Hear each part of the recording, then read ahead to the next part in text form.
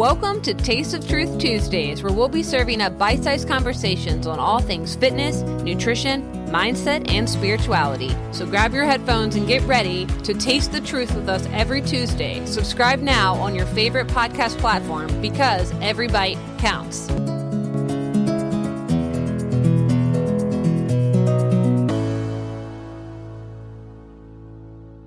Hey, welcome back to Taste of Truth Tuesday. Let's talk about the 4 most useless words in the history of weight loss advice. Just eat less and move more. I'm sure you've heard it, I've heard it, and if this phrase actually worked the way people think it does, we wouldn't have skyrocketing rates of obesity, metabolic dysfunction, and entire industries built around yo-yo dieting. And here's the kicker. I know it sounds logical, simple math, right? Calories in, calories out. Except the human body is not a bank account. Your cells don't have a little calculator in them. It's more like a biological orchestra, and the way we process energy is more like a symphony than a spreadsheet. We've already tackled the oversimplified calorie counting dogma in our Science Dogma episode, and we've explored how perception alone, like believing a milkshake is indulgent, can literally alter our hormone response. Remember the mind over milkshake study? And that's not woo-woo. That's science. But today, we're going to go deeper. You know how we roll.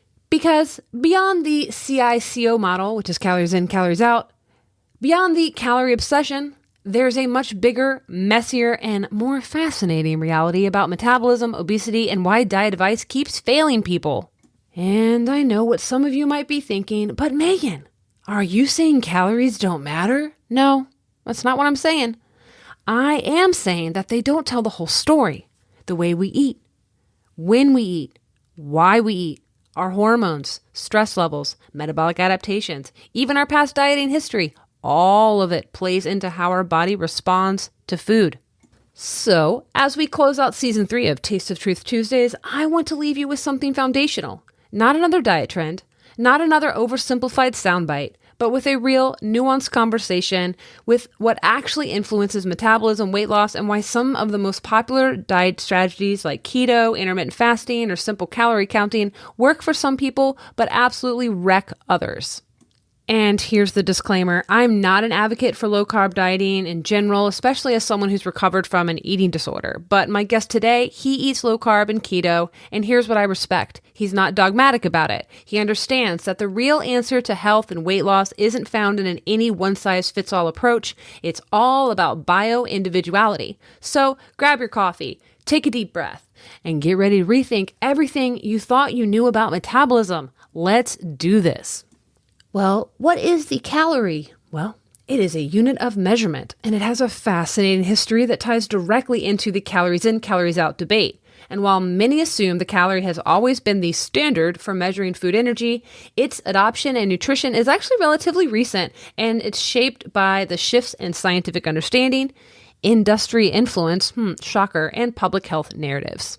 The origin of the calorie. The concept of the calorie originated in physics, not nutrition. In the early 19th century, Nicolas Flamel, I don't know how to say that, a French chemist, introduced the term calorie as a measure of heat energy. And by the late 1800s, scientists like Wilbur Olin Ottwater adopted this concept to human metabolism, conducting a bomb calorimeter experiments to determine how much energy food provided when burned. Ottwater's physiological fuel values established the foundation for modern caloric values assigned to macronutrients, like fat equals 9 kcal, which is kilocalories per gram. Carbohydrates and protein are both 4 calories per gram, and alcohol is 7 calories per gram. The rise of caloric nutrition. So by the early 20th century, calories became central to dietary guidelines, especially in public health efforts to address malnutrition. During both world wars, governments used calorie counts to ration food efficiently. However, as food abundance grew, the focus shifted from ensuring sufficient calorie intake to preventing excess, paving the way for weight-focused dietary interventions. So, the calories in, calories out model became dominant in the mid 20th century, driven by research showing that weight loss or gain depended on energy balance. The first law of thermodynamics, saying energy cannot be created or destroyed, only transformed, was applied to human metabolism, reinforcing the idea that a calorie surplus leads to weight gain and a deficit leads to weight loss. This framework became the foundation of mainstream diet advice, but it often overlooks complexities such as hormonal influences like insulin, leptin, ghrelin, metabolic adaptation like how your body adjusts to calorie deficits, the thermic effect of food, TEF, like protein takes more energy to digest than fat or carbs, gut microbiome effects on calorie absorption, physiological and behavioral aspects of eating. And so by the late 20th century, we're starting to see some challenges to the strict calories in, calories out thinking. Researchers in endocrinology and metabolism, such as Dr. Robert Lustig and Dr. David Ludwig, highlighted that not all calories affect the body in the same way. Insulin regulation, macronutrient composition, and food quality play crucial roles. Low-carb and ketogenic diet advocates will argue that carbohydrate restriction, not calorie restriction, was key to weight management due to its impact on insulin and fat storage. So I personally think it's not just carbs or calories doing this. I mean, there are at least 42 factors that impact blood sugar and metabolism, and this is something I've worked to educate my clients on for years. Carbs are just one piece of the puzzle. Sleep, stress, gut microbiome, meal timing, inflammation, hormonal balance, all of these influence the body's metabolic terrain. So where are we now? Today, the calorie remains a useful measure, but the conversation has to expand beyond simple energy balance. Researchers are now acknowledging that while calories matter, factors like food quality, hormonal responses, and individual metabolic differences significantly impact how the body will process energy. The debate now leans more towards a nuanced view, thank goodness. Now, let's talk about why this matters. Today, I'm joined by Adam Kosloff, an author and researcher who isn't afraid to challenge conventional wisdom, especially when it comes to obesity and metabolism. A Substack post of his, a righteous assault on the absolute worst idea of the history of science, he calls this the original sin, taking a sledgehammer to the dominant calories in, calories out model, arguing that our understanding of fat storage is fundamentally broken. Instead, he presents a revolutionary new framework, the farmer model, he calls it, and this redefines how we think about metabolism, obesity, and weight loss. For years, the dominant narrative around weight loss has been depressingly simple: move more, eat less. This slogan has been drilled into us by dietitians, doctors, and fitness gurus as if it were the unshakable law of physics. But if it really were that simple, why has metabolic disease skyrocketed despite more people tracking their calories and increasing exercise? Adam challenges this model, not just saying it's wrong, but he also argues it's misleading. His farmer model reframes obesity and metabolic dysfunction as a landscape issue rather than a simple calorie balance equation. Think about your metabolism like a farmland. The most obvious disruptor might be acid rain. High carb, high fat, ultra-processed foods that erode the topsoil, flood the land, and cause metabolic damage, which would be fat storage, inflammation, and insulin spikes. But not all disruptions look like a storm. In our conversation, we break down some of the most devastating smackdowns against calories in, calories out, and discussing which ones tend to make the most die-hard calorie counters short circuit. So without any further ado, let us begin. I am joined here with Adam Kosloff, and I'm just so grateful that you're taking the time to join us. Welcome to the show. Will you please just kick it off and just introduce yourself? And then I want to start with the basics. Like, you just got to break it down with what is the calories in, calories out model for us. Absolutely. Well, thank you, Megan. I appreciate having me on. I'm very excited to do this. Like, I've been anxious to get back into the podcast circuit. I love talking about this stuff. Just a quick about me. Like, I'm not a nutritionist or even a journalist. I'm a writer. I went to Yale. I have a degree in physics, and I was a screenwriter for a while. I wrote for Mel Brooks on Spaceballs, the animated series. And I have my own content company, and this is sort of like a side passion project for me, like nutrition science. I got into it, I think, as I mentioned, reading Gary Taubes' bestseller in 2007, Good Calories, Bad Calories. Taubes is like he's the, he basically is like blowing the whistle on all bad nutrition science. And I bought into it. He's the GOAT. He's the GOAT. He's a We can goat. just And say it, I think. yeah. And so I switched my diet to like a low carb keto thing. I've been on it for 17 years. I love it. I have all this energy, etc. But I was particularly interested in his ideas about like calories in, calories out, and how the first law of thermodynamics, which is where that derives, does not really tell you much about nutrition and obesity. And as you go down that hole, it gets very interesting. And you're like, the farther down you get, the crazier it is. And so I've launched a new Substack called Farmer versus Banker to talk about these ideas. I'm trying to get on Substacks, on podcasts like yours to talk it up, because I'm just super excited to share these ideas with the world. And a little nervous. Yeah, well, it's okay to be nervous. I think nervous and excitement are on a spectrum, and they're really, really similar. Performer, I used to always feel very excited and nervous at the same time, sweaty palms vibes, right? But the way you break it down, I mean, it makes sense that now that I know your background about being a writer and working, in Hollywood with some of the best and like in entertainment, comes across so much, and like just the art you select and the way that you deliver your information. It's like long form is not for everybody, since we're in this like brain rot culture, but the way that you engage, it makes it so easy to read articles that are pretty complex. And so I really appreciate that. So let's kick it off. Like calories in, calories out also might be known as the move more, eat less model, right? As like you might hear that more so. So what does that actually mean? Like, what is that? How's it supposed to work? Well, so it all derives again from the laws of thermodynamics, which is basically you can't get something from nothing. And it's the first law of thermodynamics, which is basically an energy / mass conservation law. Within a closed system, basically you can't get something from nothing. So this is where we get this idea that when it comes to obesity, if you go from, let's say, normal weight to 30 pounds overweight, you have to have eaten that 30 pounds of mass had to come from somewhere, right? It couldn't have come from nothing. And so we get this idea that in order to gain weight, you must take in more than you burn off. And it becomes a problem of sloth and gluttony, right? Either you're not moving enough, you're slothful, or you're eating too much, you're hyperphagic. And so that's why so it's a moral problem, right? And then the way to lose weight or lose excess fat is to burn off more than you take in. And that's like industriousness, to be or it's a restraint. I'm not going to eat.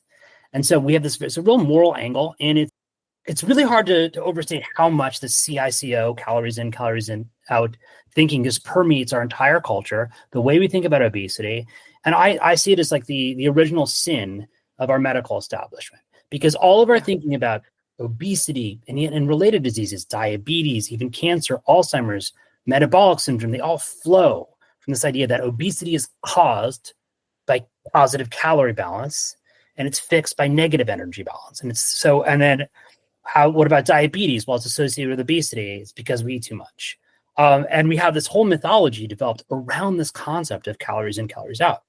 And it's just fundamentally, it doesn't make any sense. And I mean, I can explain why, but like that's the core thing that I'm talking about, which is like, we have to break this idea. Right. I agree. And like that's the whole point of why you're going to break down why it's foolish and a lie that just won't die. And I appreciate that, because in my, 20 years as a fitness coach, I've worked all over the place, from like box gyms to high-end, boot camp gyms where people are paying nearly $200 a month to come work out. And golly day, is it frustrating for all walks of life to be working their butts off, getting their steps in, tracking their calories, spending so much time in MyFitnessPal or Chronometer if they want to get advanced with their, their micronutrients, and which is, it's still like, I'm a fan of some of this data, but I think the data will be inaccurate. And so it's hard to even super trust it. Even when it comes to folks like me with a dietetic background, we will inaccurately track our food. So I know that my clients weren't going to be able to accurately understand. Some people don't even know the difference between margarine and butter, right? So it just depends on who we're talking about. But that's a big difference when it comes to, and my buddy Jay, who I want to introduce you to, that you might already know about, maybe not. He talks about how if he was the nutrition czar, he said in last season, he would just teach people that food is a hormone signaling process. Right? And he's on the same line of thought. That's why you guys are like probably friends. If you're not, you're literally downloading from the same consciousness, and you're going to be besties for sure. Yeah. And so that's what he was saying, that's how we have to think about food is signaling to our body. And like people get that. If we say 200 calories of broccoli, 200 calories of soda pop, 200 calories of popcorn or potato chips. Like all of those foods are where they might be calorically, quotation marks, Right. the same, but that's where I think anyone, no matter if you have a background in nutrition or not, can understand. You're right. That calorie thing doesn't always seem to break down. And so can you just dive into, because your argument said it's not just wrong, but it's just like you said, the original sin. And it's misleading. And it's misleading. And the moral aspect that you were adding to it, because that's what I've been going through as a personal trainer, as a fitness person, then going through some metabolic dysfunction, post-COVID, long COVID, having mast cell activation, having insulin sensitivity, having exercise intolerance, having all sorts of symptoms that I had no POTS, like my heart rate was getting, I had autonomic nervous system dysregulation. I had no idea what was going on. And so I'm still digging out of that hole. And so I've been so humbled, and knowing that my clients who would come to me and I would just secretly think, and this is a confession of my original sin, that I would think that they were just lying to me. I was like, I need to come to your pantry. I need to look at your receipts. You're obviously eating more than you're telling me, or you're obviously, like that is just. Well, it's not your fault that you did this. It's but not. It's the fault of this. I'm confessing I did it, and I was a part of the problem. It's this mind virus, ultimately. Yeah. This is, and back in the day, I had like a lot of like conversations with people who were like considered the main defenders of CICO, like Alan Aragorn, James Krieger. I spoke with some of the BioLane. Do you know Lane Newt? What's his last name? He lives down in Australia. He's really big in the bodybuilding community. Any bodybuilder is all the gym bros are just going to be like they're like calories in, but like anyway. So I mean, if I can, like, I just want to step back, because it's like, I think the debate, as probably some of your listeners know, and is often been framed as a debate between calories or carbs. Right. And it's like the bodybuilder types, or it's all, the macros don't matter. It's just how much, you're eating. And the carbs, people are like, well, carbs are the problem because they stimulate insulin, and insulin's the main fat storage hormone. So we count carbs. And I think I'm obviously on the side of the carb people, but I think the problem is it's not either or. The calories thing is just an axiom that's wrong, because the first law of thermodynamics tells us actually no information. And the carbs thing, we can get back to in a second, but let me just back up. And I'm sorry if I'm a little bit out of order, but this is my first time kind of like articulating these arguments in a podcast. So one of the problems is the first law applies to any kind of tissue growth in the body. If you're going to grow hair, if you're going to grow a fetus, cancer, nails, all these things, you have to take in more calories than you burn off. And so you would never apply. And so the first law of thermodynamics always applies. If you grow healthy fat tissue, like our brains have fat, lips have fat. Are you telling me that the fat in your cheeks, you have to take in more than you burn? So you realize, like, wait, this isn't a calorie thing. The idea is that you treat fat tissue just like you treat any other tissue in the body. It's regulated by hormones, enzymes, genetic factors, whatever, right? Neural factors. And so you work backwards from there. You say, well, what causes fat tissue to grow? And is it growing pathologically? Is it growing well? And then you can, and so that's the way to approach it. And so this is a concept. I'm not inventing this. This is the way the European pre-World War II clinicians who treated obesity thought about it. They thought about Julius Bauer and Gustav von Bergman, who were like the leading clinicians of the day. They had this idea called lipophilia. And lipophilia is basically like the fat tissue is in business for itself, which makes sense. It's just like any other organ, like our fetus or a cancer cell. It grows, and it's really not dependent on what you do. Just because a pregnant woman grows a baby doesn't mean the food she's eating is what causes the baby to grow. And that's what the concept of lipophilia is. Now, that's always been stapled onto this idea of carbs, insulin, because insulin's the main hormone that causes fat to grow, and carbs are the main control on insulin. And so, anyway, so you can go on that thing. But my point is, I want to separate. I'm trying to cleave away these two ideas, because I'm ultimately diet agnostic. And I think, as we mentioned in our pre-show, it's like there's other things that can make you fat and make you lean. And I personally cannot do low carb. I lose sleep. I have autoimmune thyroid conditions, and my functional nutritionist says that for proper thyroid hormone conversion, it seems to be better for me and some other folks Like, but it doesn't mean I overeat on carbs. I cannot go lower than like 150 per day, and I lose sleep, and that's annoying. I tried carb cycling before, so yeah, we're both agnostics here. I know it works for some people, and that's why I wanted to bring you on. That's why I brought Jay on.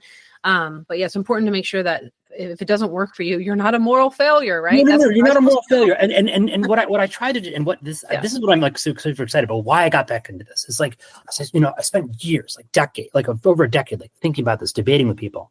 And there's a thing that Gary Taubes had written in some. I don't know if you know Dr. Peter Attia. He's like a famous like anti-aging doctor. He and Gary had founded this metabolic nonprofit called the Nutrition Science Organization. Anyway, Peter is a pretty big deal in the anti-aging space. His main researcher, Bob Kaplan, is a brilliant guy. And Gary had written this blog post in 2012. And I read it, and it's gone now. It's off the internet. But it's like it captured my imagination. And it was basically imagining your body as like a field. And the fat and the water that pools and ponds and places is like your fat.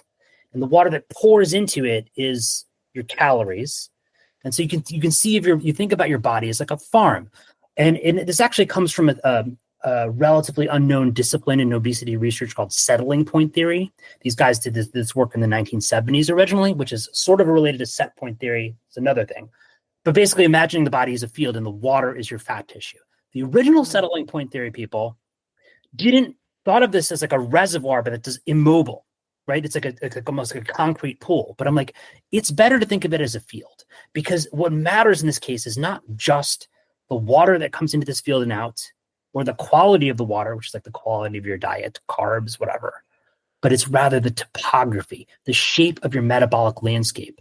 And if you think about this metaphor I'm postulating or proposing is extremely useful versus the banker calories in, calories out metaphor, which is like fat is like, you're storing fat, calories is like in your bank vault, and your fat tissue is this like solid mass versus it's like, no, the topography matters. And because what happens is the stuff that can shape your topography is not necessarily even diet related. It can be hormone related. It can be something happening. You took a drug and your field gets shaped.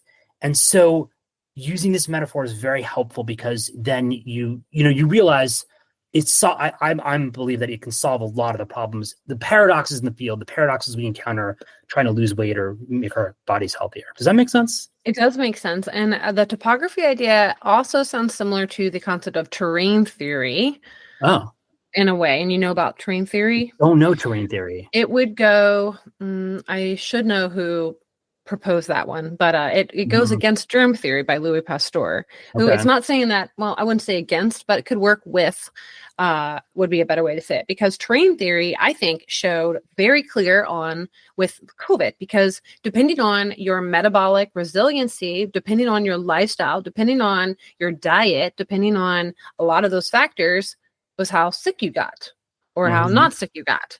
And that is kind of influencing your terrain. So if your terrain is strong and resilient, or your genetics, there's like a lot of factors that play into your body's ability to respond to the pathogens outside in your environment. And so I found that that's kind of more the terrain theory, which is similar, being like, there's like the stronger your terrain is, the stronger you are, the more resilient you will be to outside threats. So yeah, that makes sense as a it is parallel. I mean, because I think that's the way to think about it. Like your metabolism and your cellular function needs to be strong and effective in order to process the calories in, right? So you were saying, you were saying fat storage, if it's like if it's made well, so wouldn't that be a properly working topography if you're making fat well? Exactly. And it changes your mind about like what it's, because there's sometimes normal fat fluctuations when you go through puberty, right, or when go through the menopause, like you're going to gain some fat. Right. Is this bad? No. Or like hibernating animals. Right. Great example. Their fields fill up with water, but this is appropriate. And and then you can also have the converse, which is like whatever the thing is where you're skinny fat, right, where you're not gaining that much fat, but you're diabetic and you have problems. Well, in this case, maybe your field is not soaking up a lot of water, but it's terrained in such a way that it's like all boggy, the crops are dying, but you couldn't know that just from measuring the water. Right. So even looking at like not just like a body BMI, but also even looking at your like what's the thing, the DEXA scans, where like that even may not give you enough information, because like what the question is really what's pathological versus what's normal. And so, the good example, the one that I first attracted me to most of this theory is like Taubes had pointed out in one of his lectures, some really crazy phenomena, which is that in a lot of developing countries where people are starving to death, there's these populations of women who are obese and their children are malnourished and they starve to death. And the mothers are like 300 pounds. And you're like, and this is a phenomenon that's noted in all these different cultures. You're like, what is going on? And it's like, if you follow the banker model logic, it's like these mothers are secretly stealing calories from their starving children as they die and lying about it, because they're like, also there's not much food in society. So somewhere are they getting it? And they're saying, this is not true. I'm starving too. I have no energy. And so you're like, well, how do you make sense of this? And the calorie model doesn't make much sense. The carb is not going to give us much sense either. But if you think about it from a field, imagine a mother with her 3 kids. The mother's field has, for whatever reason, due to her past, a giant pit dug out of it. It's it's the same environment as her 3 kids' field. It's very dry, which is the equivalent of they're starving, right? There's no water coming in. But when the little water that does come in pools up in her pond, so her field is constantly overflowing with water, but it can't nourish her crops because her field is dysfunctional. Does this metaphor make sense? And so what you realize is like, well, of course this would happen. It's not a paradox that you have this woman who's 300 pounds and her kids are starving to death because her metabolic field has been gouged out. And so you can and you can apply that same kind of reasoning to other things, lots of other paradoxes in the field. And you're like, oh, wow. I mean, and I haven't articulated exactly what it means to have your field cut out or the canals and like what's causing the crops to not get irrigated. So I'm still trying to mess with it. Right. But it's the kind of place where we should be looking at, which is like, this is a more functional way to look at obesity. Yeah. I mean, this is right up our alley on Taste of Truth Tuesdays, because we're realizing that like the black and white, the dogmatic, the reductionist, right. We're in like, we need to think more nuanced. And I think this is right up our alley. And so I really appreciate that. And before we move on to like really breaking down more about the 10 smackdowns that I loved, like the absolute banger that you just dropped, it was so funny to me. Let's touch on why, like, because we mentioned dogma and like why folks don't want to break away from the consensus narrative. So can we talk about like, why does this model persist in mainstream science and medicine? Like, does someone stand to lose a lot if we move away from it? Or is it just like not a conspiracy theory? Like, any insights there? Yeah, I mean, I always feel like I'm on the verge of quackery, right? Because I like to think of myself as a contrarian who has some kind of sense, and I'm not going to get sucked into insane things. I mean, my friends might disagree. Maybe what it's like is like there are these. I think fundamentally it's not a top-down thing. It's not like there's like, what's his name, the guy from the World Economic Forum, Klaus, whatever his name is, like sitting with like Dr. Evil style, being like, we must, push calories in, calories out, and like destroy the people. I think most of the people who are buying it are also they live the lifestyle. They believe it. They've bought their own bullshit. So it's not like we know this is wrong and we're going to secretly eat and live a different way. It's like there's a kind of like a bottom-up phenomenon. And so, yes, there's people who are like the soda companies benefit from the fact that we believe in calories in, calories out. So they're just like, oh, drink your Pepsi and then go run 100 meters, whatever, fine. Burn it off. It's a great pre-workout. Exactly. So yeah, I think it's like almost like barnacles that have crossed onto this, but like fundamentally, it's just that, we're irrational creatures. We like simple ideas, calories in, calories, very simple. It's easy to understand. I know. And so we default to simple heuristics to navigate the world. It's too complicated. And then once it gets enough momentum and enough experts believe in it, it's just like, we trust the experts, we trust our doctor who listens to their organization, who listens all the way up. And it's like, you can't crack that code. And, I feel for it because life is too complex. You don't want to listen to kooky quacks on the internet too much, And so it's just people, and then there's the people who are addicted to certain foods that are, I'm sure there's something where they don't want to give up the bread.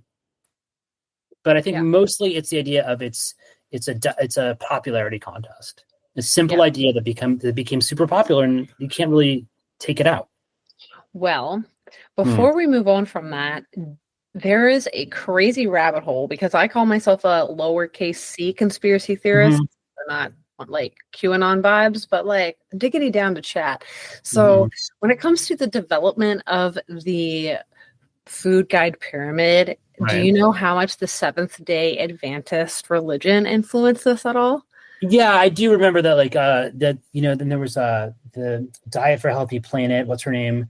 There's a lot of the kind of the vegan. Ellen G. White was the founder of, or one of the major prophets from Seventh Day Adventists, and she was the one who pushed young Earth, that it was only 6,000 years old. And she also was, I could dig out, I talked about it down on last season, but when it's not fresh in front of me, it's hard to remember all the connections. But yeah, the founders of because my background's in dietetics. So I was like, holy crap, the people that founded the organization that I got my degree in were Seventh Day Adventists. And they think that eating grains and bread will keep you from being highly sexual and from masturbating. And it was part of the temperance movement, which was, against alcohol and against just all of those things. So yes, I think there's a lot of people who were living and breathing it, like myself, who were in the bodybuilding world, who can, track their food, and it works to a certain point and then it won't. But if the bodybuilders are honest, most professionals are not just doing food and exercise. They're doing performance enhancement drugs. They're doing peptide injections. They're doing SARMs. They're doing all who even knows? Those are the three things I know they're doing. And those all work on the endocrine system. So they're not doing just the CICO. And the other thing I wanted to throw out before we move on, just a story time, when I was doing my bodybuilding calories and I was tracking everything and getting really nitty gritty towards the end of the show, it would be I would eat in the middle of the night when I was walking through my apartment to go to the bathroom. I would just be half awake and my body's starving to death. And I would eat a half a protein bar. And so when I wake up, I was like, well, when do I track this? Because at midnight, do you have a ding? Now your calorie goal resets. I was just legit confused, being do I add it to the night before protein and carbs? Do I add it to the day before? And that's still that banker model where I was I don't know when to deposit this calorie intake because I ate it in the middle of the night. It doesn't make any sense. Yeah. I mean, and you can even look, one of my favorite little thought experiments along this lines is I've asked this to I remember chatting with James Krieger or Aragorn or one of these people, these super bodybuilders. I mean, back in the day, I don't know how popular they are now, but they were they were leading the CICO charge, and Calv is a quack. And anybody who's Stephen Guyenet, I think is another, he was anyway. And I posed this to Krieger, I think in some Facebook chat. I was listen, here's an adipocyte. Here's a fat cell. Point me out, where's the calorie receptor? How does this fat cell know when there's excess calories about? And there's no calories. A calorie is a unit of energy. There's insulin receptors, there's growth hormone, there's all this other biological machinery. I'm it's biological machinery here down there. So how, pray tell, is a calorie counting? Because in order for your fats to grow, your fat cells have to grow. It's ultimately a matter of biology, not physics. Right. QED, it's that's it. And I remember the responses were just he just got mad at me. I was okay. Fine, get mad at me. But do you understand the one thing? Okay, this is the thing that I feel I may be joining the small C conspiracy theories, which is a lot of these times you're I'm going to carefully explain my argument. Here's what I'm thinking. And then the responses you get demonstrate absolutely no reading comprehension. They're not I see what you're saying. You're saying this, but you're wrong because this. It's just you're an awful person or you're an idiot. I'm but you don't understand what I just said. I can say the thing about the calorie receptor, and it's they're not going to understand why I'm saying this. Or I'm or treat the fat tissue as if it's any other tissue. They don't understand.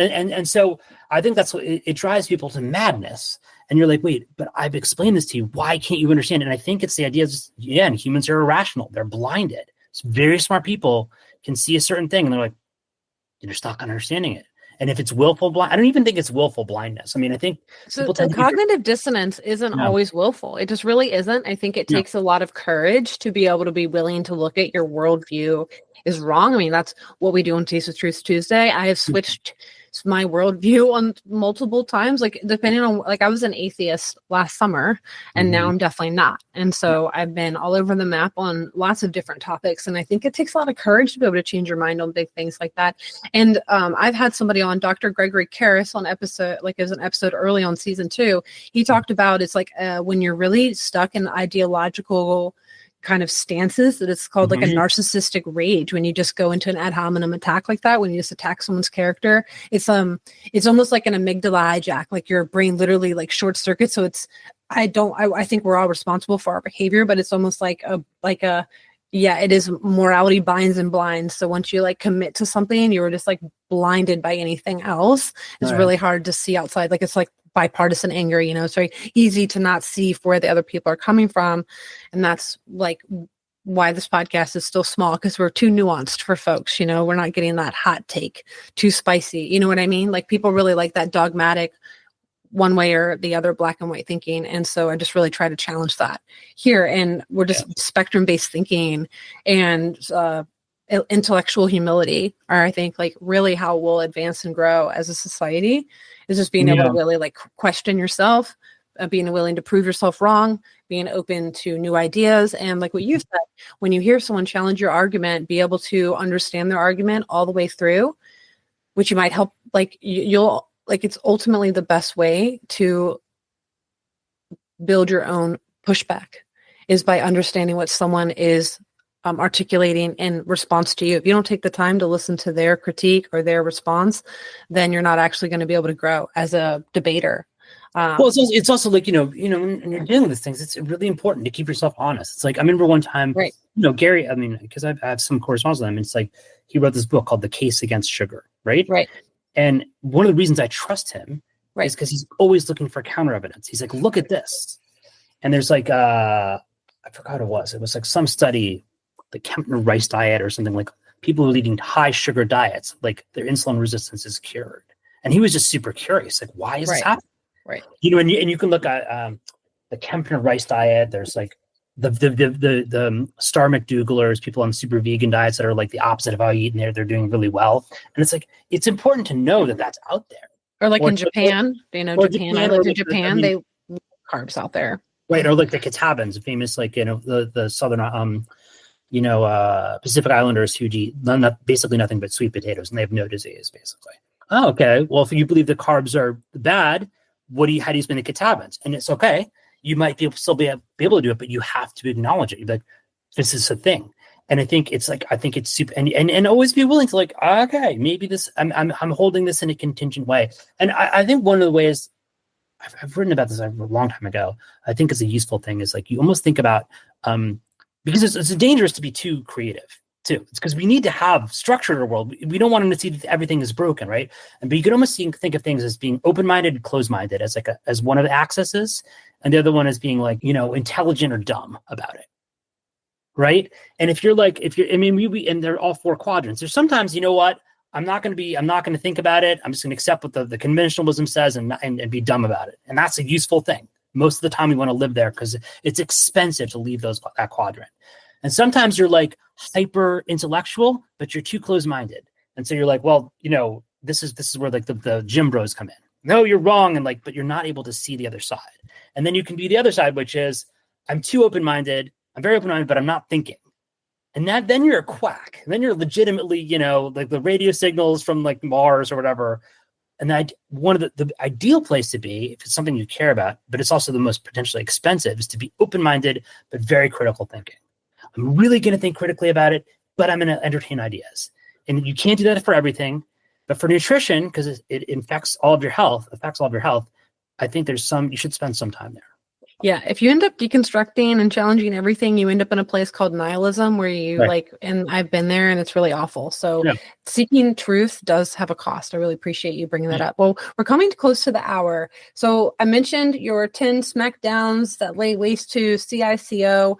Substack that you dropped just the other day, and your line, "Gaze upon these arguments, ye mighty Jim bros in despair," literally had me laughing out loud. My husband's like, "What are you reading?" I was like, "I have to ask this guy to come on the podcast." So can you walk us through some of the most devastating smackdowns? Maybe pick one that tends just to make the most diehard calorie in, calorie out defenders short circuit. We kind of talked about it when they go into their ideological rage where they call you a name. So maybe that's not exactly it, but one of your favorite pushbacks, like your article about the obese rats that died. Oh, I like the obese rats. Let's talk about the obese rats. Let's talk about that. Okay, cool. Let's talk about the obese rats. My favorite subject. There are these rats called Zucker rats. In the 1950s, they did these terrible animal experiments because they could do whatever they wanted. It was the 50s. There was no morality. And these rats have a genetic defect that make them fat. So starting at 2 weeks, they eat way more than their litter mates, right? Chowing down rat chow. And you would think, okay, well, this is because they're hyperphagic. It's calories in, calories out. We win, Adam. You're an idiot. Fine. But the researchers are like, well, this is interesting. These rats are fattening, really. What if we put them on a restricted diet? Same as their litter mates. Lo and behold, they get just as fat as their litter mates, even when they have restricted calories. Okay, but then they're like, this isn't enough. We need to be meaner. We need to be really sadistic. So what they did is they took these rats and they starved them to death. They cut out all their food. What's going to happen to the rats? Well, according to CICO, they should burn off more than they take in and lose fat. And they did lose a little fat, but not that much. And instead, their body started to burn their muscle tissue and then their organ tissue. And eventually, they ate their own hearts until they died of heart failure. But they died with more fat on their bodies than regular rats have. They died obese. And you're like, wait, what? How is this possible? And it's one of those things where you're like, well, because you can't think of fat tissue as a bag. It's much more complex than that. Like, it's obviously the Banker method doesn't make any sense. It doesn't make any sense. And there's a million things like that, just like that one, and it's like, once you start thinking, oh, it's obesity is really the problem of fuel partitioning or a neuroendocrine problem or like a landscape problem. It's not just a matter of thermodynamics, because thermodynamics does not apply. And it doesn't necessarily mean you can easily solve it. I don't know what to prescribe for the Zucker rats, but it changes how you look at it. It really does. Have you heard of the Biggest Loser study? Is this where like they all rebounded after they went on? Yeah, it's 6 years later after I forget what season it was. I'll send it over to you as well. It was 6 years after so they tested them before the season, right after the season, and then 6 years later. And so, of course, like we had expected some weight regain. They had not regained most of the muscle that they had lost. Yeah. But what was alarming is that their overall metabolic capacity was still burning, I think it was 500 calories less than they were prior to starting the show. So it was like their metabolism did not forgive them for their drastic diet. So if they had plugged in like their like most of us do the predictive equations on MyFitnessPal or something to figure how many calories do I need to eat to lose weight, their metabolic function was burning 500 calories less than what would be predicted, just to explain that for the listener. So it's really something that was going on under the hood. Metabolic adaptation is what we were referring to it as, is that your metabolism was designed to keep you alive, to help you survive, not to just get you shredded for your upcoming summer vacation. So it's going to be much more complex than that, especially female physiology. And that's where I think the carbohydrate situation is a little bit different, because a lot of the research is done mostly on men up until 2016, and we're so sensitive and our physiology is so interesting. And so I think that that's where it gets much more nuanced as well. Very fascinating conversation. Well, I mean, if you think about, and we have to wrap up, and if you think about it in terms of the farm metaphor, right? Yeah. You think about these people that their farms were overwatered, right? They're obese. Right. You put them on the Biggest Loser. Basically, you're shutting off the irrigation systems and you're preventing the rain. You're putting a big umbrella over their farm, just a little bit of water. So maybe it shrinks a little bit. The plants get a little healthier because you're no longer boggy. What you've done in doing this is like you're destroying the soil, metabolically. And so like now when it comes back on, even if it's like regular rain or even less than normal rain, very controlled, what's happened is you've messed up the soil. And so your crops aren't growing right. it's places are prone to being flooded more than they used to be. That's like your 500 calorie change in metabolic thermostat. And so you see, the way to fix a farm isn't to just do that. You know what I mean? It's to be a farmer, whatever that means.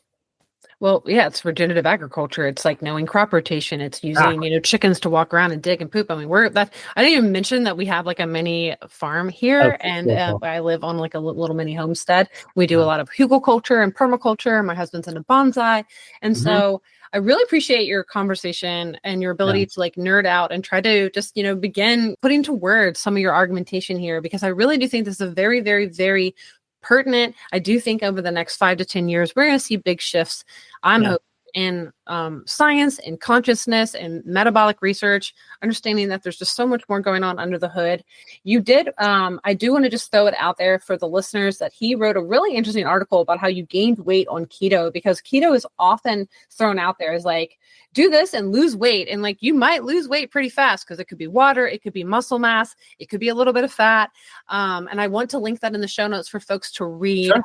To learn about that, because we are coming up at the end of the hour. And when we mentioned there are other things, there's 42 factors that the American Diabetes Association and other metabolic health experts have clued in that impact just your blood sugar. So it's not always just carbs. And so that's where maybe those are some of the factors that, we could think about when we're talking about these outliers in, these particular cases that we need to look at, whether it was like cortisol or, sleep and emotional stress or, inflammation and kidney function and just overall just the mitochondria and mitochondria dysfunction. It's like fascinating with the environmental factors of going on with like the toxins and the xenoestrogens that we have in our, and the water. I mean, it's just like so many factors. Well, we all know intuitively it's a complicated stew of problems. So much. And you need a model.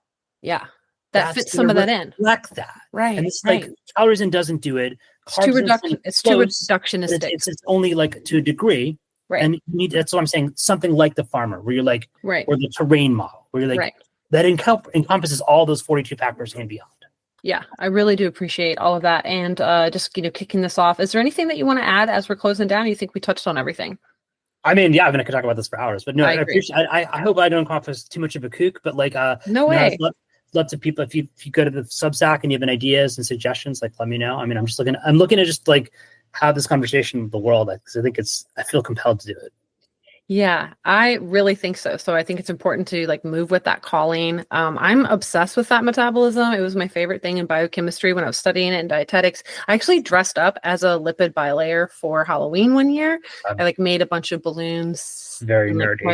It is very nerdy. So with that, we will end the call. Thanks guys so much for listening. And that's all I have for you today, folks. Thanks again for listening, and the takeaway for me is the move more, eat less doctrine is outdated and incomplete. It's time for a more sophisticated conversation about metabolism that acknowledges the complexity of the human body rather than reducing it to a basic math equation. Please check out the show notes for all the links you might be interested in if you want to dive deeper into his work. And we are closing down Taste of Truth Tuesdays Season 3. Can you believe it? Can you believe it?